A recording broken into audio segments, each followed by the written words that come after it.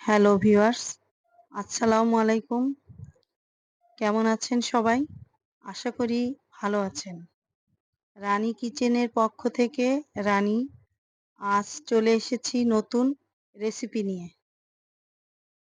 আজ আমি রান্না করছি দুপুরের জন্য করল্লা দিয়ে ট্যাংরা মাছের ঝোল। এটাই আপনাদের সাথে শেয়ার করছি দুপুরের রান্নাটা।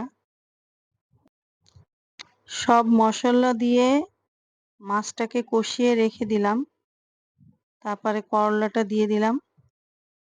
করলাটা এখন ভালো করে কষাচ্ছি। দেখতে পাচ্ছেন কালারটা এখনই কত সুন্দর আসছে। এখন পানি দিয়ে দিব। ঝোলের পানিটা দিয়ে দিব।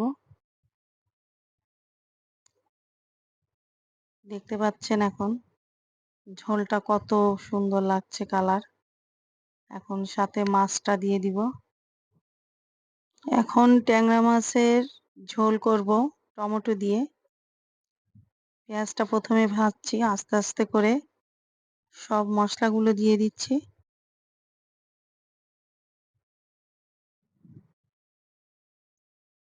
মশলাগুলো ভালো করে কষিয়ে আমার মাছটা একদম টাটকা মাছ ছিল।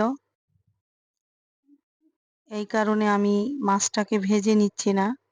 আমি মাছটাকে কাঁচাই রান্না করছি। জ্যান্ত মাছগুলো কাঁচা রান্না করলে আসলে অনেক খেতে খুব ভালো লাগে। এই তো এখন মশলাটা সুন্দর করে কষিয়ে নিচ্ছি। আমরা ঝালটা একটু বেশি খাই। মাছটা এখন দিয়ে দিচ্ছি। সুন্দর করে কষিয়ে নিব মাছটা। টমেটো দিয়ে দিলাম সাথে। টমেটোটা দিয়ে মাছটা সুন্দর করে কষিয়ে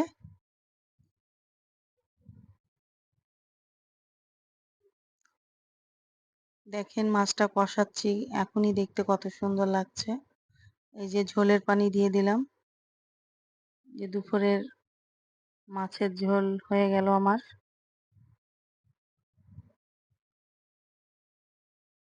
উপরে কাঁচামরিচ দিয়ে দিলাম, ধনেপাতা দিয়ে দিলাম। এবার রান্না করছি আমার ছেলের জন্য মুরগির মাংস।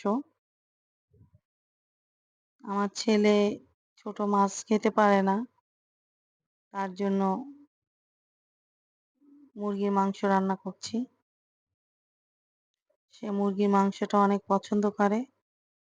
সব মশলাগুলো সব আগে দিয়ে দিলাম। ঝালটাও দিয়ে দিলাম। ঝালটা খুব বেশি খায় সে। ঝাল সাথে একটু দই দিয়ে দিলাম। দইটা দিলে আসলে মুরগির মাংসের স্বাদটা একটু আলাদা লাগে খেতে, একটু রোস্টের মতন খেতে লাগে, মিষ্টি মিষ্টি। তার এটা অনেক ভালো লাগে। এই তো রান্নাটা শেষের পথে। আজকের মতন রান্নাটা শেষ আমার।